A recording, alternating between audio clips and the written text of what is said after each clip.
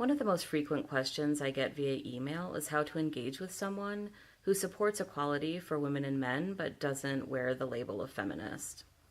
And the first thing I want to say about that is that there are plenty of women who are well versed in feminism and choose not to wear that label.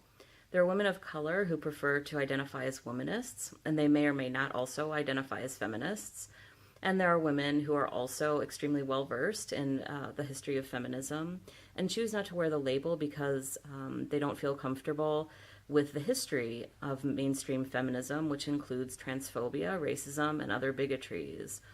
So it's really important to be aware that there are people who don't wear the label of feminist, even though they support equality for women and men, and it's not necessary for anyone to wear that label.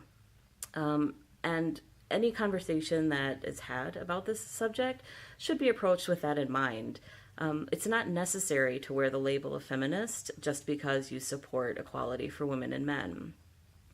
But mostly what these emails are about are people who say, you know, I'm not a feminist because, and then follow that with some feminist stereotypes, some reason why they're not feminist that actually reflects a fundamental misunderstanding of what feminism is.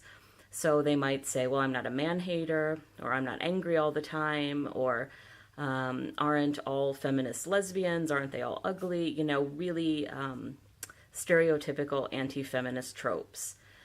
And so this is the conversation that people are really asking me about. How do I address that?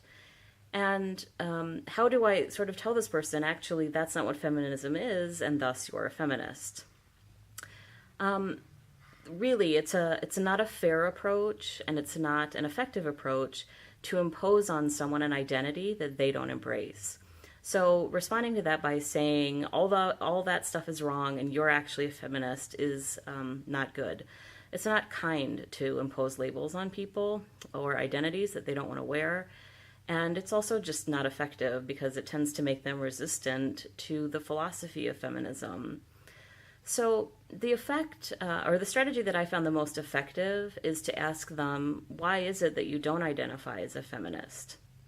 And then when they sort of trot out these anti-feminist tropes that are really ubiquitous in our culture, I can challenge them and I can sort of sweep them away. And once those are gone, once I've broken down what feminism isn't, then I can introduce what feminism is, at least to me. What does it mean to me to be a feminist? And I do that without hope or expectation that they will then themselves identify as a feminist at the end of it. I think the goal is education rather than the objective of winning over someone and saying, you know, great, they identify as a feminist now. Although, in my experience, once I've had that conversation with people, I tend to find that they say, well, you know what, it turns out I'm a feminist after all. That's a great result, but I don't think you want to approach it with that as your goal. I think the goal has to be sweeping away anti-feminist tropes and talking to someone one-on-one about what being a feminist means to you, and hoping that it gives them a better understanding of what feminism is.